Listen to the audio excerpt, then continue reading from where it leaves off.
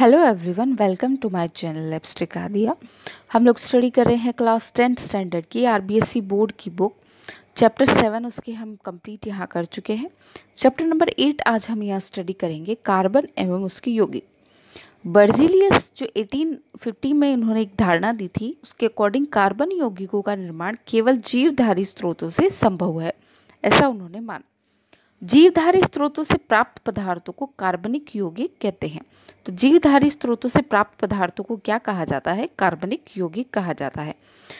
1828 में व्यूलर ने कहा कि अकार्बनिक पदार्थ जो अमोनियम सल्फेट और पोटेशियम साइनेट को गर्म करके प्रथम कार्बनिक यौगिक बनाया गया, वो यूरिया बनाया गया। यानी अकार्बनिक पदार्थ से भी कार्बनिक यौगिक का निर्माण किया गया और सबसे पहला कार्बनिक यौगिक इस तरीके से बना, वो था यूरिया। NH4 के होल ट्वाइस प्लस SO4 को KCNO यानी अमोनियम सल्फेट में अगर पोटेशियम साइनेट को मिलाया तो अमोनियम साइनेट का यहाँ पर निर्माण हुआ। फिर NH4CNO को यानी अमोनियम साइनेट को गर्म किया तो यूरिया का यहाँ पर निर्माण हुआ, जो कि एक कार्बनिक यौगिक था। ये एक इम्पॉर्टेंट रिएक्शन यहाँ पर थी। उसके बाद हम कार्बन के बारे में पढ़ेंगे। कार्बन का परमाणु क्रमांक 6 है, इसका प्रतीक 7 है। कार्बन की संयोजकता 4 है। इसका इलेक्ट्रॉनिक विन्यास जो है वो 1s2 2s2 2p2 है। एकल संयोजी परमाणु जो है वो CH4 है और दो एकल संयोजी या द्विसंयोजी परमाणु के रूप में फॉर्मेल्डिहाइड इसका एक उदाहरण है। एक त्रिसंयोजी परमाणु के रूप में HCN यानी हाइड्रोजन साइनाइड कार्बन का उदाहरण है। दो द्विसंयोजी परमाणु यानी CO2 के रूप में दो द्विसंयोजी परमाणु यानी CO2 के रूप में ये एक उदाहरण है। ज्यामितीय जो संरचना है वो कार्बन की समचतुष्फलकीय की होती है। बंध कोण का मान 109 डिग्री और 28 मिनट है। ये हमारे एग्जाम में पूछा गया है। हाइड्रोजन का वर्गीकरण अगर हम करेंगे तो हाइड्रोजन यहाँ पर दो तरीके से वर्गीकृत है। पहली है विवृत श्रृंखला, दूसरी है संवृत श्रृंखला। विवृत श्रृंखला अचक्रीय हाइड्रोकार्बन कहलाते हैं, जबकि संवृत श्रृंखला जो है वो चक्रीय हाइड्रोकार्बन कहलाते हैं। चक्रीय हाइड्रोकार्बन श्रृंखला जो है ये वलय युक्त यौगिकों से युक्त होती है। अब विवृत श्रृंखला में हम एलिफैटिक यौगिक जिसे हम कहेंगे, इसे दो तरीके से बांटा है, संतृप्त और असंतृप्त। संतृप्त में है, संतृप्त जो है उसमें C के बीच में एक बंध होता है, जैसे मेथेन, एथेन, प्रोपेन इसके उदाहरण हैं। असंतृप्त यौगिक के रूप में एल्कीन और एल्काइन इसके उदाहरण हैं, जहाँ पर कार्बन कार्बन के बीच में दो बंध होते हैं या तीन बंध होते हैं। जब दो बंध होते हैं तो उसे हमने एल्कीन कहा है और जहाँ तीन बंध है उसे हमने एल्काइन कहा है। एल्कीन के उदाहरण है एथीन, प्रोपीन और एल्काइन के उदाहरण है एसिटिलीन और प्रोपाइन। इसके बाद आता है चक्रीय हाइड्रोकार्बन यानी वलय युक्त यौगिक। इसके उदाहरण हैं, जैसे जो श्रृंखला होती है वो इस तरीके से गोले के रूप में होती है। साइक्लोहेक्सेन इसका उदाहरण आप देख सकते हैं। यहाँ पर CH2 के एक चक्रीय श्रृंखला यहाँ पर बनी हुई है। इसी तरीके से एरिसाइक्लिक यौगिक जो है, एलिफैटिक यौगिक बिना धुएं के साथ जलते हैं। ये भी एक किसके उदाहरण है? चक्रीय हाइड्रोकार्बन के उदाहरण हैं। एरोमेटिक हाइड्रोकार्बन जो होते हैं वो काले धुएं के साथ जलते हैं। उसमें CH कुछ इस तरीके से होते हैं, जैसे बेंजीन जो है वो एरोमेटिक हाइड्रोकार्बन का उदाहरण है। तो एरोमेटिक हाइड्रोकार्बन जो है वो काले धुएं के साथ जलता है और एरिसाइक्लिक जो कार्बन है वो बिना धुएं के साथ में जलता है। एरिसाइक्लिक यौगिक का उदाहरण एलिफैटिक है और एरोमेटिक हाइड्रोकार्बन का उदाहरण बेंजीन है। साइक्लोहेक्सेन यहाँ पर दिया है। साइक्लोहेक्सेन जो है वो एरिसाइक्लिक यौगिक का उदाहरण है। तो यहाँ से जो कंसेप्ट क्लियर होता है हमारा हाइड्रोकार्बन का वर्गीकरण।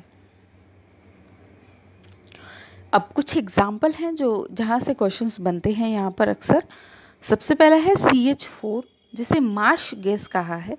यह दलदल से प्राप्त होती है यानी मार्शी स्थानों से प्राप्त होती है।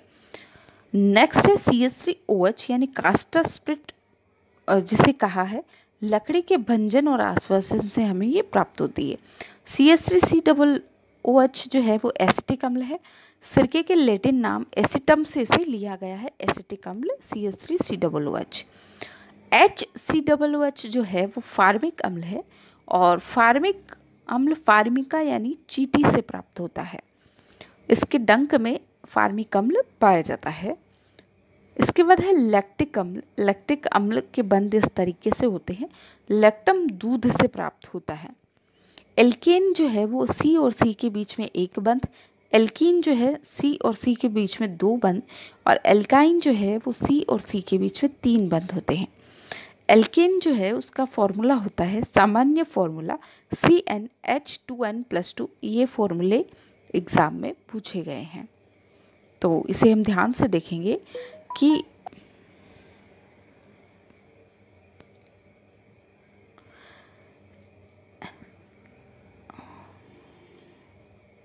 एल्केन जो है यहाँ पर एक सामान्य फॉर्मूले के रूप में दिया गया है CnH2n+2। यहाँ पर इसका फॉर्मूला है, ये एक सामान्य फॉर्मूला है जिससे हम एल्केन का सभी एल्केन को परिभाषित कर सकते हैं। ये संतृप्त यौगिक होते हैं और इन्हें पैराफिन्स भी कहते हैं। एल्कीन जो है वो CnH2n इसका सामान्य फॉर्मूला है, यहाँ पर ये दिया गया है। असंतृप्त हाइड्रोकार्बन होते हैं एल्कीन। ये यौगिक ब्रोमीन जल से अभिक्रिया करके तेलीय द्रव यानी ऑयली लिक्विड का निर्माण करते हैं, जिन्हें ओलिफिन्स कहा है। तो ओलिफिन्स का निर्माण किससे हुआ है? एल्कीन से हुआ है। ओलिफिन्स का निर्माण एल्कीन से हुआ है और एल्कीन क्या है? असंतृप्त हाइड्रोकार्बन है। पैराफिन एल्केन से बना है और ओलिफिन एल्कीन से बना है। एल्काइन CnH2n-2 यहाँ पर है, असंतृप्त हाइड्रोकार्बन होता है। तो एल्केन, एल्कीन और एल्काइन तीनों यहाँ पर क्लियर है। एल्केन CnH2n+2 है, एल्कीन जो है वो CnH2n ही है और एल्काइन जो है वो CnH2n-2 यहाँ पर। इसके बाद पढ़ेंगे हम कार्बन के अपरूप। कार्बन के अपरूप में दो तरीके से इन्हें मुख्य रूप से बांटा है। पहला है क्रिस्टलीय अपरूप, दूसरा है अक्रिस्टलीय अपरूप। क्रिस्टलीय अपरूप को तीन भागों में यहाँ पर बांटा गया है, हीरा, ग्रेफाइट और फुलरिन। ये इसके क्रिस्टलीय अपरूप के उदाहरण हैं। अक्रिस्टलीय अपरूप जो है उसमें कोल, कोक, कास्ट चारकोल, जंतु चारकोल, काजल, गैस कार्बन, ये सब अक्रिस्टलीय अपरूप के उदाहरण हैं। हीरा जो है वो दृढ़ त्रिआयामी चतुष्फल की आकृति का होता है। कार्बन का यह अति शुद्ध रूप होता है। इसमें कार्बन और कार्बन के मध्य 1.54 एंगस्ट्रॉम का कोण यहाँ पर उपस्थित इनमें होता है। ग्रेफाइट जो है उसकी आकृति षटकोणीय वलय संरचना होती है। इसमें एक बंध, द्विबंधी और परत संरचना का इसमें निर्माण होता है। ग्रेफाइट जो है वो शुष्क स्नेहक के रूप में काम में आता है। विद्युत का सुचालक होता है ग्रेफाइट, जबकि अधातु है। चिकना फिसलनशील चमकीला पदार्थ होता है ग्रेफाइट। ग्रेफाइट का उपयोग पेंसिल में, इलेक्ट्रोड में, लोहे पर पॉलिश करने में उपयोग होता है। ग्रेफाइट नाभिकीय भट्टी में मंदक के रूप में भी उपयोग होता है। फुलरिन जो है उसकी संरचना फुटबॉल की तरह होती है। इसके जो है 60 या 70 या अधिक कार्बन परमाणु इसके बने हैं। C60 जो सर्वाधिक स्थायी फुलरिन है उसको बकिंस्टर फुलरिन भी कहा है। C60 जो है उसमें 32 फलक, 20 षटकोणीय, 12 पंचकोणीय बकीबॉल होती है। C60 जो है वो विद्युत का कुचालक है। CC बंध की लंबाई जो है वो 1.40 एंगस्ट्रॉम होती है। प्राकृतिक गैस के शुद्धिकरण में आणविक बेयरिंग में फुलरिन का उपयोग किया जाता है। उच्च ताप पर अतिचालक होता है। क्लोरोफ्लोरोकार्बन या फ्रेओन। क्लोरोफ्लोरोकार्बन जो है वो पॉलीक्लोरोफ्लोरो एल्केन से बना होता है, जिसे हम CFC यहाँ पर कहते हैं। CCl4 कार्बन टेट्राक्लोराइड को हाइड्रोजन फ्लोराइड में SbCl5 की उपस्थिति में मिलाने पर ट्राइक्लोरोमोनो फ्लोरोमेथेन का निर्माण होता है, जिसे फ्रेओन 11 कहा है, यानी CCl3F का निर्माण होता है। सह उत्पाद के रूप में यहाँ पर HCl बना है। फ्रेओन जो है वो अक्रिय विलायक के रूप में काम आता है। रेफ्रिजरेटर, एयर कंडीशनर और शीत संग्रहगारों में भी प्रशीतक के रूप में फ्रेओन काम आता है। CNG कंप्रेस्ड नेचुरल गैस, प्राकृतिक गैस मेथेन व हाइड्रोकार्बन के कॉम्बिनेशन से बनती है। दहन से कार्बन और कार्बन डाइऑक्साइड इसमें कम निकलती है। LPG जो है वो पेट्रोलियम के प्रभाजी आसवन में निकलने वाली गैस को उच्च दाब पर संपीड़ित कर द्रव में बदला जाता है LPG को। LPG हल्की होने से रिसाव की संभावना ज़्यादा होती है और CNG में ईंधन के रूप में या वाहनों के रूप में CNG का उपयोग किया जाता है। बहुलक, छोटे छोटे अणु का श्रृंखला युक्त होकर बड़े अणु का निर्माण करना बहुलकीकरण कहलाता है और बनने वाला जो पदार्थ होता है वो बहुलक कहलाता है। प्राकृतिक बहुलक प्रकृति में एज इट इज जो हमें बहुलक मिलते हैं प्राकृतिक बहुलक कहलाते हैं। प्राकृतिक रबर, स्टार्च और सेल्यूलोज और बेंजीन इसके उदाहरण हैं। प्राकृतिक रबड़ की बात करें तो वृक्ष से द्रव के रूप में लेटेक्स या क्षीर जो हमें मिलता है वो एक प्राकृतिक बहुलक है। आइसोप्रीन का बहुलक है प्राकृतिक रबड़। लेटेक्स में एसिटिक अम्ल मिलाकर ठोस में बदलते हैं आइसोप्रीन को, मगर कम प्रत्यास्थ और कम तनन सामर्थ्य वाला होता है आइसोप्रीन। प्रत्यास्थता बढ़ाने के लिए इसमें सल्फर मिलाकर गर्म किया जाता है जिसे वल्लकीकरण कहा गया है। तो ये क्वेश्चन यहाँ से हमारा बनता है कि रबड़ की प्रत्यास्थता बढ़ाने के लिए उसमें क्या मिलाया जाता है, सल्फर मिलाया जाता है। इसके बाद नेक्स्ट है हमारा संश्लेषित बहुलक। कृत्रिम रेशे, प्लास्टिक, संश्लेषित रबर, ये सब संश्लेषित बहुलक हैं। कृत्रिम रेशे जिसमें है नायलॉन 66, टेरिलीन और रेयॉन। नायलॉन 66 का जो निर्माण है एडिपिक अम्ल और हेक्सामेथिलीन डाइएमीन के संघनन से बनता है। नायलॉन 66 के साथ में जल मुक्त होता है। नायलॉन 66 का उपयोग मशीनों में गियर और बियरिंग बनाने में काम आता है। टायर, कपड़े, रेशे, रस्सियाँ, ब्रश बनाने में नायलॉन 66 का उपयोग होता है। टेरिलीन का निर्माण टेरिथैलिक अम्ल और एथिलीन ग्लाइकोल के संघनन से बनता है। टेरिलीन का जो उपयोग है वो कपड़े, नावों की पाल, बेल्ट, चुंबकीय टैप, फिल बनाने में काम आता है। पॉलीएथिलीन टेरेथैलेट का बहुलक है टेरिलीन जिसके साथ में जल भी मुक्त होता है। रेयॉन का निर्माण कागज, सेलुलोज को NaOH के विलयन में साफ करके इससे कार्बन डाइसल्फाइड यानी CS2 के घोल में महीन छिद्रों से तनु सल्फ्यूरिक अम्ल में प्रवाह कर रेशे प्राप्त किए जाते हैं रेयॉन के। कागज यानी सेलुलोज को NaOH में साफ कर CS2 के घोल में CS2 में से घोला जाता है, फिर महीन छिद्रों द्वारा तनु सल्फ्यूरिक अम्ल में से प्रवाहित कर दिया जाता है। प्राप्त रेशों को रेयॉन कहा गया है। प्लास्टिक, फर्स्ट है इसका पॉलीथीन। पॉलीथीन एथीन के बहुलीकरण से उच्च ताप व दाब पर पॉलीथीन प्राप्त किया जाता है। एथीन के बहुलीकरण से पॉलीथीन प्राप्त किया जाता है जो कि थैलियाँ, सांचे में ढली वस्तुएं, पाइप, ट्यूब आदि बनाने में इसका उपयोग होता है। Polyvinyl chloride, polyvinyl chloride vinyl chlorides के बहुलीकरण से मिलता है। पॉलीविनाइल क्लोराइड जिसे PVC हम कहते हैं, जिसका उपयोग पाइप, जूते, चप्पल, थैले, खिलौने, फोनोग्राम का रिकॉर्ड और विद्युत रोधी परतों में PVC का उपयोग यहाँ पर होता है।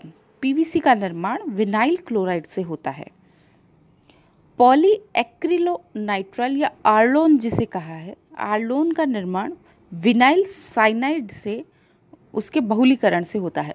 विनाइल साइनाइड को एक्रिलोनाइट्राइल भी कहा है और उसके बहुलीकरण से पॉलीविनाइल साइनाइड यानी PAN पराक्साइड क्रिलोनाइट्राइल यानी आर्लोन का यहाँ पर निर्माण होता है। तो आर्लोन के निर्माण में हमें विनाइल साइनाइड की ज़रूरत है और PVC के निर्माण में विनाइल क्लोराइड की हमें ज़रूरत है। आर्लोन का जो उपयोग है वो स्वेटर, ऊन, तकिए, गद्दे आदि बनाने में काम आता है। पॉलीस्टाइरीन, पॉलीस्टाइरीन जो है यह विनाइल बेंजीन यानी स्टाइरीन के बहुलीकरण से प्राप्त होता है। विनाइल बेंजीन के बहुलीकरण से पॉलीस्टाइरीन प्राप्त होता है। विनाइल साइनाइड के बहुलीकरण से आर्लोन प्राप्त होता है। स्टाइरीन के पेरोक्साइड से पॉलीस्टाइरीन प्राप्त होता है। यह चाय के कप, बोतल के ढक्कन, रेफ्रिजरेटर के भाग, दीवारों की टाइल्स, पैकिंग सामग्री इन सब के उपयोग में पॉलीस्टाइरीन उपयोग में आता है। नेक्स्ट है आपका संश्लेषित रबर। इसमें ब्यूना एस और ब्यूना एन दो टाइप है। ब्यूटाडाइन व स्टाइरीन से निर्मित होता है आपका ब्यूना एस। ब्यूटाडाइन व स्टाइरीन के निर्माण से ब्यूना एस उपयोग आता है। ब्यूना एन ब्यूटाडाइन व एक्रिलोनाइट्राइल से निर्मित होता है ब्यूना एन। इसके लिए 2,3 डाइमेथिल और 3 ब्यूटाडाइन को CO2 की उपस्थिति में सोडियम द्वारा उत्प्रेरित कर रबर जैसा उत्पाद बनाते हैं जिसे ब्यूना कहा है। तेल की टंकियाँ, टायर ट्यूब, चिकित्सीय उपकरण, पेट्रोलों के नल, जूतों के तले आदि के निर्माण में संश्लेषित रबर का उपयोग होता है। प्राकृतिक रबर जो है वो आइसोप्रीन का बहुलक होता है। और इस चैप्टर में बस इतना ही। इस चैप्टर के साथ ही नेक्स्ट चैप्टर हम फिर पढ़ेंगे। धन्यवाद।